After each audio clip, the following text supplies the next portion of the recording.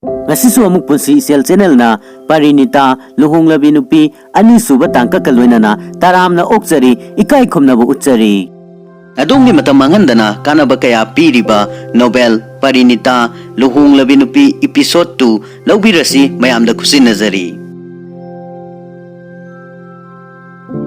Sarubalagi mama Manorama na pamjabasi ta sanabana maroire pambada magpami sanabadi kaya haite Lalita ga uidrabadi pore Lalita di yamna hai Manorama gi mokpa girin na hek lakpadagi makoi gi yum asi task ki makol oikre girin di yamna phajana sanai yamna hai aduna Manorama na Lalita ga misang uidrabadi girin ga paba yade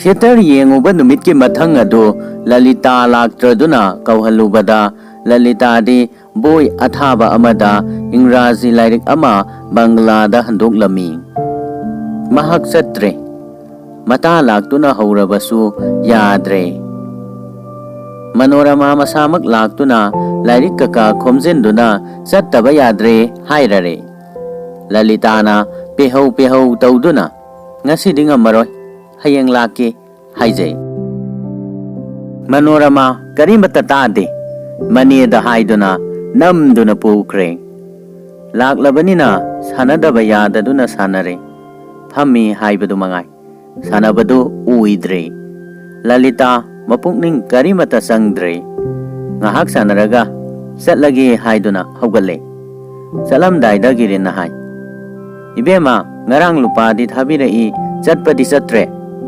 Aduna mayam na nungay na dre Hayang di salusi Lalitana yamna tapna hay Haksang ngamdaduna tawrabani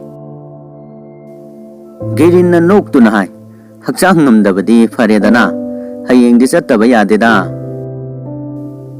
Aygi matam layroy dawri Hayram laga prap satkre Ngasi sanabada Lalitana pukning sangdabasi Sekhar kibadana su natte Masana su yamna hanggoy zare Ikay zare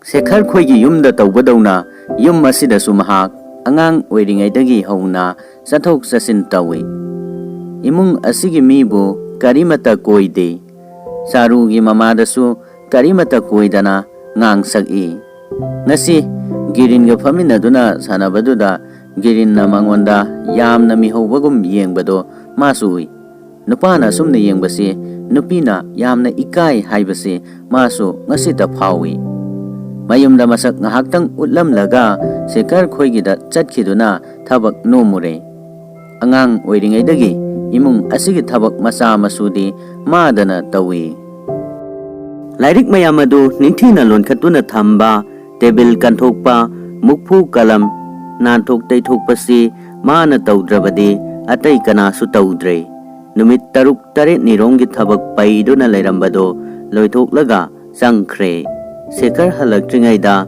loinaba kanna honakre Ngahaktang sangbaga Lalita si Sekhar khoigi yumda chatli Makhoigi imungna mabu lamlanbani haina khande Sahi nipal subada mama mapa kaina duna Magi mamagi yumda lakpa matam adudagi Masanupi dauna Sekhar gi matung koin induna lay Mangonda lairik sutammi Sekhar na Lalita bu yamna sali yamna nuksina tawi haibasi puno makhangi Hauziki masana hanagi dunatre haibasi di kanamata sukhangde Lalita masasu khangde Angang oiringai dagi mabu luna tawbagi tawba makhoi bu kanamata na yengsillude Hauzika mamanga kari sukhena na ude Aduna matam mamada Lalita na imung asigi mau oiraba yai haibasi Kanana su khalluba laite Lalita khoigi imung na su khande bubane sori na su khande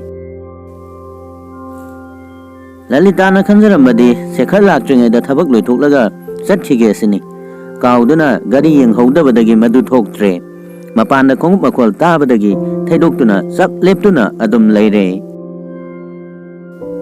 Sekhar sangaktuna hai leiramedana ngarang numidang halakpa kaya thenge Lalita khumde Sekhar Aram chawki danga thaduna phamlaga hai Kaya thengna halakpage Pung ani dara ahum dara Tumin leirabadi kaidawrabage Lalita tumin na leptuna adum leire Shekhar sauna hari imana kauribani chalo makhada Bhubaneswari chara wanaba asapot sem saduna lairami Lalita na manak changsinduna hari Ima aibu kaubara Bhubaneswari aidi kaude nasin bandu khrak kangnaure karimata sadri male Lalita mangak haiduna sadri haibu ulli Bhubaneswari adudi nabungi chara wanabasi khara piruso piramlaga imagi nakta lauko Asapot puduna Lalita mathakta amuk kakhat khre Shekhar de mamit uitharaduna lairami khong khutso hamdoktri office ki phi aduso hongdoklamdri Lalita manakta sangsinduna hairuri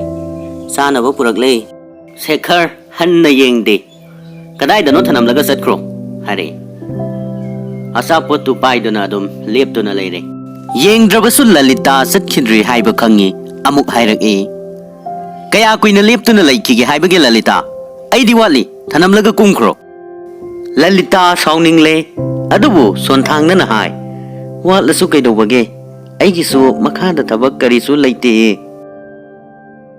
Shekhar makhada leitrabasu thangnaba yumda leini aduda leitrabasu asom thangba yum aduda leini nangi yumdi amata natena adudi pharine hairamlaga sauduna asapot adu table mathakta dom thadaramlaga gam gam satkhre Shekhar na lauragi horel sandhya matungda amukta lakho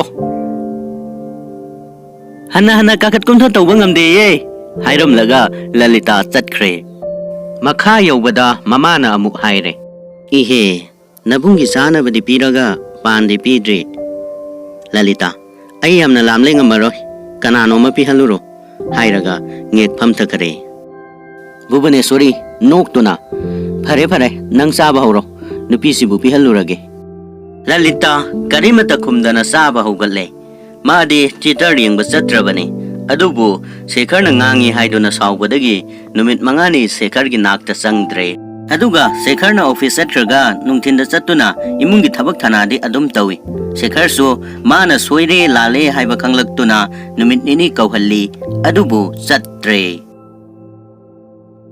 Laikai aduda leiba hanuba ama bikhyaniba marakta lagi Lalita na mabu yamna luna tawi arakpa khudingi lupa amamampi lupa phangbaga onthok pabor yamna pi maduda Lalita yamna nungaijai hanuba aduna hairiba nahan muki mapokta Lalita si magi mama oirami madu Lalita gi masak hek ubada khangi hai Ngasi ayuk ngantada hanuba adu laktuna thonganda laurare Aigi imadu kadaida leikrabage Machagi khonjel tabada Lalita tawpham khangdre Shekhar imungda leibaduda changduna lupa laurubasu ngamdre haifam leitaduna manigi nakta chatkre Manisu makhoigi imungi thabak nombi nupi aduga launaduna sauna chak thonglame maneda karisu haiba ngamdaduna hanna yengthokhibada hanubadu thongda magi saisu adu ngasillaga tasinduna phambadu ure amukta sumabu paisa pidana halankidre ngasi kamdaudagi khalubada yamna ware hanubadu amuk lauragle Anakali senselagtuna hairare inama nangi nasanupadu lae Lalita kali nang thaba amata tauna Taingo Shekhar dagi lupa amata sienduna lauruba Anakali sienduna lupa laururaga Lalita da pirare Lalita Taingo Shekhar na kari hare kali kari su hairakte sapkan gi furik khau dagi lau hai Aisu hekta lauraga purakliba sini Lalita makha karisu hairakte hairamlaga Anakali sanaba chatkre paisa phangladuna hanubadu chatkre ngasidi magi bor mayamdo piramdre Lalita kaya nungaitre ngasi kaya niro masi manorama khoigi nungtilgi thabak ado adum chatharame ngasi nungthinde Lalita makok si I haiduna chatre hiptuna leire ngasi dima thawai yamna nungaitre numidangwai Anakali kausinduna hangi ngasi nang taingo Shekhar khoida lairik tamba chatrabara? Kali: Chatlina. Lalita: taingo na aigi wa kaisu hangdra? Kali: hangde. Hangi. Nahandi nang nungtil ta sanaba chatlibara? Hangi. Lalita pakhattuna: nangdi kari khumame? Kali: ina macharu khoigida ta sanaba chatli hairamidana. Taingo Shekharna kana sanai? Hangi. Aina nahakne, ina macharune, mamane, charugi mamane, nakhoi mari sanai hairami. Inama nahaka charu khoigi mamaga kanana heli haiba? Inena haibadi nang yam hai haina. Lalita sauduna madu khumde: nang wa yamna ngangi. Kanana nangbu asuk yam ngangu haina takpage? Wafam khuding nang yaukta yawi. Ngasidagi nang karimata pikhraroi dogani hairamlaga sauduna chatkre. Kali ingak-ngak leihore. Lalita na sauribasi mahak karimata bap taade. Manorama gi tas lepa numit nini sure. Lalita laktaduna. Lalita gi maramda mahak na girinbu singnarambadu soidre haiba ngasidi khangle. Ngasi nini si girin yamna nungaitre. Khoidau isaw sawgatle. Numidang wai koithoktre. Imung amuk sang mapalamuk thok hanggat handa chattuna leire. Ngasi nungtilde masieda ngasi susanararoidra haiduna hangi. Manorama: kamdauna sanani midi sude aikoi ahumda sanasi haiba mangaire. Girin: ahumdana di kamdauna sanani? Lalita do amukta kauhalurabadi. Manorama: malak oi. Girin: karigino thingba yaubrane? Manorama: magi mamaga maniga adugumba mi nate, masanani. Girin: adu oirabadi isina satuna amuktang kaubirubadi soidana lakani. Asi haidokluraga ikaibagum karigum tawduna leire. Manorama: adudi ai chalage. Chatkre. Ngahak leiraga Lalita puduna lagle sanaba hore. Lalita khoina thoire. Pung anirom leiraga Kali laktuna hairare. Inama taingo Shekharna nangbu kaure yam thuru haye. Lalita sakwam onkre. Tas thaba leptuna hare. Taingo bu office kadra? Kali: kanana khangni halaknabani dana hairamlaga siankre. Tas thamlaga Lalita na yamna suktana hairage. Ima ai chatlage. Manorama na makut paisilaga hai. Kainone panjal anidang sanakisidana. Taping haugatlaga Lalita na hai. Adu oirabadi taingo na yam sauba tare hairaga khongkap thuna chatkre. Girin: Shekhar haibasi kananoise? Manorama: konthong mayok naribasini. Girin: Nabin babu khoiga makhoiga marimata thokpara? Manorama noktuna: marimata haibabu Lalita khoigi yumpham asi lausingadobagi ahal asina budi yam kanna tawribani. Girin ngaktuna adum leire. Adudagi hakum paisa leitaduna Guru Saran Babuna masanupi yaimagi luhungba ngamdaduna sendoi sauna makhoigi yumphamse bandan thamba. Pumnamakse sitsitna Manorama na tamle. Selasi kedongaidasu singba ngamaroidabane. Makhoigi yumpham kaifam loina Nabin Rai gi makhutta takraga dogane. Wari asi tamlaga Manorama na hai. Ahal asina khallibadi Guru Saran gi yum asi sidoklaga masanupa atomba Shekhar gi ningthijaba mayum ama sabiraga masin manau anigi mafam tongan sembigi asini. Girin nungaitaduna hangi. Ise Guru Saran Babu gi de masanupi atai su leire. Makhoigi luhungbadi kamdauwa? Manorama: masanupi atai aduda natana Lalita su. Lalita gi mama mapa leitre. Asimasu lairaba sigi mathakta taribane. Saure luhungba matam chap chare. Kumsi asi honghudaba yadrabane. Makhoigi mateng pangbinaba kanasu leite. Makhoigi kangbu asidi jasu yamna yenge. Masigi maramdadi aikhoigi di phaiko. Girin tumin leikre. Manorama makha taragi. Nahal Lalita gi wa hudolakpada magi manedu kappe. Magi wakhandagi Guru Saran Babu sak sadrabane. Awoibani Girin nupi masak yenglaga hekta lawgadawa munggerda nakhoigi marup mapang amata leitrabara. Nupi masasi tangi pamuida. Girin: kadaidagi leigabanoise? Ainadi paisa nungsa khara pangbiba ngami. Girin gi mapado Dr. Oiduna lau ingkol ꯁꯦꯜ ꯊꯨꯝ ꯌꯥꯝꯅ ꯊꯅꯝꯃꯤ ꯍꯧꯖꯤꯛꯇꯤ ꯄꯨꯝꯅꯃꯛ ꯒꯤꯔꯤꯟꯒꯤ ꯑꯣꯏꯔꯦ ꯃꯅꯣꯔꯃꯥ ꯅꯪ ꯂꯨꯄꯥ ꯊꯪꯕꯤꯒꯦꯔꯥ green ꯊꯪꯕꯒꯤ ꯋꯥ ꯅꯠꯇꯦ ꯏꯆꯦ ꯃꯥꯅ ꯉꯝꯂꯒ ꯁꯤꯡꯕ ꯉꯝꯗ꯭ꯔꯕꯁꯨ ꯇꯣꯛꯆꯁꯅꯨ ꯃꯅꯣꯔꯃꯥ ꯄꯨꯡꯉꯛ ꯉꯛꯇꯨꯅ ꯍꯥꯏ ꯅꯪꯅ ꯂꯨꯄꯥ ꯄꯤꯔꯒ ꯀꯔꯤ ꯇꯣꯡꯖꯒꯗꯧꯔꯤꯕ ꯃꯈꯣꯏꯗꯤ ꯑꯩꯈꯣꯏꯒ ꯀꯔꯤꯁꯨ ꯊꯣꯛꯅꯗꯦ ꯑꯁꯤꯒꯨꯝꯕꯗ ꯀꯅꯥꯅ ꯂꯨꯄꯥ ꯄꯤꯅꯕꯒꯦꯅꯦ ꯃꯁꯤ ꯌꯦꯡꯗꯨꯅ ꯅꯣꯛꯂꯒ ꯒꯤꯔꯤꯟꯅ ꯍꯥꯏ ꯑꯩꯈꯣꯏꯒꯤ ꯁꯃꯥꯖꯀꯤ ꯃꯤꯗꯤ ꯅꯠꯇꯦ ꯍꯥꯏꯕꯕꯨ ꯕꯪꯒꯥꯂꯤꯗꯤ ꯕꯪꯒꯥꯂꯤꯅꯤꯗꯅ ꯃꯥꯗꯤ ꯀꯌꯥ ꯅꯪꯂꯦ ꯑꯩꯒꯤꯗꯤ ꯀꯔꯤꯁꯨ ꯋꯥꯠꯇꯦ ꯏꯆꯦ ꯑꯃꯨꯛꯇ ꯍꯥꯏꯗꯨꯅ ꯌꯦꯡꯕꯤꯌꯨ ꯃꯈꯣꯏꯅ ꯌꯥꯔꯕꯗꯤ ꯑꯩ ꯄꯤꯒꯦ ꯂꯂꯤꯇꯥꯒꯤ ꯂꯨꯍꯣꯡꯕꯒꯤ ꯈꯔꯆ ꯑꯩ ꯄꯨꯊꯣꯛꯀꯦ ꯃꯧꯄ꯭ꯋꯥꯒꯤ ꯋꯥꯗꯨꯗ ꯃꯅꯣꯔꯃꯥ ꯀꯌꯥ ꯍꯔꯥꯎꯗꯦ ꯃꯁꯥꯒꯤꯗꯤ ꯑꯃꯥꯡ ꯑꯇꯣꯡ ꯀꯔꯤꯁꯨ ꯂꯩꯇꯦ ꯍꯥꯏꯕꯕꯨ ꯃꯤ ꯑꯃꯅ ꯄꯩꯁꯥ ꯑꯁꯨꯛ ꯌꯥꯝꯅ ꯄꯤꯊꯣꯛꯄ ꯍꯥꯏꯕꯁꯤ ꯅꯨꯄꯤ ꯑꯌꯥꯝꯕꯅ ꯀꯌꯥ ꯄꯥꯝꯗꯦ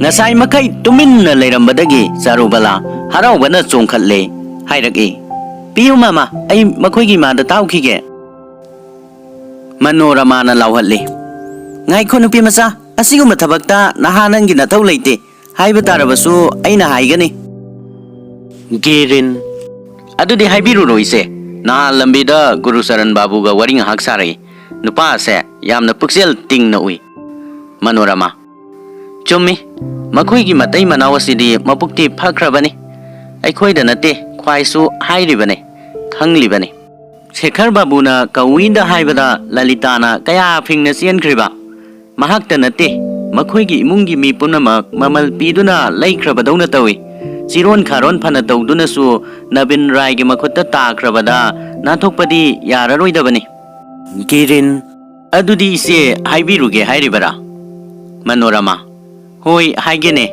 ꯅꯪꯅꯕꯨ ꯃꯈꯣꯏꯒꯤ ꯎꯄꯥꯏ ꯇꯧꯕꯤꯕ ꯉꯝꯂꯕꯗꯤ ꯑꯐꯕꯅꯤ ꯑꯗꯨꯒ ꯅꯪꯅ ꯊꯋꯥꯏ ꯑꯁꯨꯛ ꯌꯥꯎꯔꯤꯕꯁꯤꯅ ꯀꯔꯤꯒꯤꯅꯣ ꯒꯤꯔꯤꯟ ꯊꯋꯥꯏ ꯌꯥꯎꯕ ꯍꯥꯏꯕꯕꯨ ꯀꯔꯤꯅꯣ ꯏꯆꯦ ꯑꯋꯥ ꯑꯅꯪꯒꯤ ꯃꯇꯦꯡ ꯄꯥꯡꯕ ꯍꯥꯏꯕꯁꯤꯗꯤ ꯄꯨꯝꯅꯃꯛ ꯇꯧꯐꯝ ꯊꯣꯛꯏꯅ ꯑꯁꯤ ꯍꯥꯏꯔꯝꯂꯒ ꯏꯀꯥꯏꯔꯞ ꯇꯧꯅ ꯊꯣꯛꯈ꯭ꯔꯦ ꯃꯄꯥꯟ ꯌꯧꯔꯨꯔꯒ ꯑꯃꯨꯛ ꯍꯟꯖꯤꯜꯂꯛꯇꯨꯅ ꯐꯝꯂꯔꯦ ꯃꯅꯣꯔꯃꯥ ꯑꯃꯨꯛ ꯐꯝꯂꯔꯕꯗꯤ ꯀꯩꯗꯧꯔꯦ ꯒꯤꯔꯤꯟ ꯏꯆꯦꯅ ꯃꯈꯣꯏ ꯌꯥꯝꯅ ꯅꯪꯉꯤ ꯍꯥꯏꯕꯁꯤ ꯆꯨꯝꯗ ꯃꯥꯜꯂꯦꯗ ꯃꯅꯣꯔꯃꯥ ꯀꯝꯗꯧꯔꯕꯒꯦ ꯒꯤꯔꯤꯟ ꯂꯂꯤꯇꯥ ꯍꯥꯏꯕꯤ ꯑꯁꯤꯅ ꯄꯩꯁꯥ ꯈꯔꯆ ꯇꯧꯔꯤꯕꯁꯤꯗꯤ ꯑꯅꯪꯕ ꯃꯤꯒꯤ ꯃꯇꯧ ꯅꯠꯇꯦ ꯅꯍꯥꯜ ꯑꯩꯈꯣꯏ ꯊꯤꯌꯦꯇꯔ ꯌꯦꯡꯕ ꯆꯠꯄꯗꯨ ꯃꯁꯥꯗꯤ ꯆꯠꯇꯦ ꯃꯆꯟꯅꯨꯄꯤꯗ ꯂꯨꯄꯥ 10 ꯊꯥꯔꯛꯏ ꯈꯔꯆ ꯌꯥꯝꯅ ꯆꯥꯎꯏ ꯆꯥꯔꯨꯗ ꯍꯪꯂꯒ ꯈꯪꯒꯅꯤ ꯊꯥꯗ ꯃꯥꯒꯤ ꯈꯔꯆ ꯂꯨꯄꯥ 25 ꯇꯥꯗꯦ ꯃꯅꯣꯔꯃꯥ ꯑꯩ ꯀꯌꯥ ꯊꯥꯖꯗꯦ ꯆꯥꯔꯨꯕꯂꯥ ꯑꯋꯣꯏꯕꯅꯤ ꯃꯥ ꯊꯥꯡꯒꯩ ꯁꯦꯡꯕꯅꯤ ꯃꯥꯃꯅ ꯍꯥꯏꯔꯤꯕꯁꯦ ꯑꯗꯨꯒ ꯃꯥꯅ ꯈꯔꯆ ꯇꯧꯔꯤꯕꯗꯨꯗꯤ ꯁꯦꯈꯔ ꯕꯥꯕꯨꯒꯤ ꯄꯩꯁꯥ ꯉꯥꯛꯅꯤ ꯍꯟꯗꯛꯇ ꯅꯠꯇꯦ ꯑꯉꯥꯡ ꯑꯣꯏꯔꯤꯉꯩꯗꯒꯤꯅꯤ ꯁꯦꯈꯔ ꯕꯥꯕꯨꯒꯤ ꯎꯄꯨ ꯍꯥꯡꯗꯨꯅ ꯄꯩꯁꯥ ꯍꯦꯛꯇ ꯂꯧꯏ ꯁꯦꯈꯔ ꯕꯥꯕꯨꯅ ꯀꯔꯤꯃꯠꯇ ꯍꯥꯏꯗꯦ ꯃꯅꯣꯔꯃꯥ ꯂꯂꯤꯇꯥꯅ ꯃꯥꯒꯤ ꯎꯄꯨꯗꯒꯤ ꯄꯩꯁꯥ ꯂꯧꯕꯁꯤꯕꯨ ꯁꯦꯈꯔ ꯈꯪꯕ꯭ꯔꯥꯅꯦ ꯆꯥꯔꯨ ꯈꯪꯉꯤ ꯃꯃꯥꯡꯗ ꯁꯣ ꯍꯥꯡꯗꯨꯅ ꯂꯧꯔꯤ ꯄꯣꯠꯅꯤ ꯅꯍꯥꯟꯃꯨꯛꯀꯤ ꯊꯥꯗ ꯑꯅꯥꯀꯥꯂꯤꯒꯤ ꯂꯥꯏ ꯐꯗꯤꯕꯤ ꯂꯨꯍꯣꯡꯕꯗ ꯄꯩꯁꯥ ꯀꯌꯥ ꯆꯪꯈ꯭ꯔꯕꯅꯣ ꯃꯗꯨ ꯏꯇꯥꯅ ꯄꯤꯔꯤꯕꯅꯤ ꯃꯅꯣꯔꯃꯥ ꯈꯜꯂꯒ ꯀꯅꯥꯅ ꯈꯪꯉꯨꯔꯅꯤ ꯑꯗꯨꯒꯅꯦ ꯃꯆꯥꯁꯤꯡꯁꯤꯗꯤ ꯃꯄꯥ ꯂꯧꯗꯕꯅꯤ ꯃꯃꯥ ꯂꯣꯏꯅ ꯂꯧꯕꯅꯤ ꯑꯗꯨꯅ ꯃꯤꯅꯨꯡꯁꯤ ꯈꯪꯂꯤꯕꯅꯤ ꯑꯗꯨꯒ ꯂꯂꯤꯇꯥ ꯍꯥꯏꯕꯤ ꯅꯨꯄꯤ ꯃꯆꯥꯁꯤꯁꯨ ꯌꯥꯝꯅ ꯐꯩ ꯄꯤꯁꯛ ꯄꯤꯛꯂꯤꯉꯩꯗꯒꯤ ꯗꯥꯗꯥ ꯍꯥꯏꯗꯨꯅ ꯃꯅꯥꯛꯇꯗ ꯂꯩꯕꯅꯤ ꯑꯗꯨꯅ ꯃꯥꯕꯨꯗꯤ ꯄꯨꯝꯅꯃꯛꯅ ꯆꯥꯜꯂꯤ ꯅꯨꯡꯁꯤ ꯆꯥꯔꯨ ꯅꯪꯗꯤ ꯍꯪꯒꯠ ꯍꯟꯗꯥ ꯆꯠꯄꯅꯤꯅ ꯇꯥꯔꯤꯅꯤ ꯁꯦꯈꯔꯕꯨ ꯍꯟꯗꯛꯀꯤ ꯋꯥꯛꯆꯤꯡ ꯑꯁꯤꯗ ꯂꯨꯍꯣꯡꯒꯅꯤ ꯍꯥꯏꯕꯗꯥꯏ ꯍꯅꯨꯕꯗꯤ ꯂꯨꯄꯥ ꯌꯥꯝꯅ ꯐꯪꯒꯗꯧꯔꯤ ꯍꯥꯏꯅ ꯆꯥꯔꯨ ꯆꯨꯝꯃꯤꯃ ꯍꯟꯗꯛꯀꯤ ꯋꯥꯛꯆꯤꯡ ꯑꯁꯤꯗ ꯁꯣꯏꯗꯅ ꯍꯣꯡꯒꯗꯧꯔꯤ ꯊꯕꯛ ꯄꯨꯝꯅꯃꯛ ꯂꯣꯏꯔꯦ ꯉꯁꯤꯒꯤꯗꯃꯛꯇꯗꯤ ꯃꯇꯥꯡ ꯑꯁꯤꯗ ꯑꯅꯤꯁꯨꯕ ꯏꯄꯤꯁꯣꯗ ꯍꯥꯏꯕꯗꯤ ꯑꯅꯤꯁꯨꯕ ꯇꯥꯡꯀꯛ ꯑꯁꯤ ꯃꯇꯥꯡ ꯑꯁꯤꯗ ꯂꯣꯏꯁꯤꯟꯖꯔꯦ ꯍꯧꯕꯗꯒꯤ ꯂꯣꯏꯕ ꯐꯥꯎꯕ ꯇꯥꯕꯤꯗꯨꯅ ꯏꯄꯤꯁꯣꯗ ꯑꯁꯤꯕꯨ ꯄꯨꯛꯅꯤꯡ ꯊꯧꯒꯠꯄꯤꯔꯛꯈꯤꯕ ꯈꯨꯗꯤꯡꯃꯛꯄꯨꯁꯨ ꯍꯥꯏꯅꯤꯡꯉꯥꯏ ꯂꯩꯇꯅ ꯇꯧꯕꯤꯃꯜ ꯈꯪꯕ ꯎꯠꯆꯔꯤ episode असिगा लोइनाना नुंगाइना Miku खरदंग पोथाबा ngami haina khanbiragadi like nambiramu loinana comment pibiramu aduga loinana share su tawbiramu aduga nauna sanglatuna yengbiba yaubiragadi subscribe tawsinbibaga loinana share su tawbiu nauna thagalakpa video singda saruk yaminasi channel asibu lepa leitana support tawbirakliba khudingmakpusu haina leitana thagatpa phongdoksari Ngasigidamaktadi mayamdagi kainanaba mikupto nijari matangi videoda amuk hana thengnarasi. Pothabagi mikupto amuk hana phangminnasi.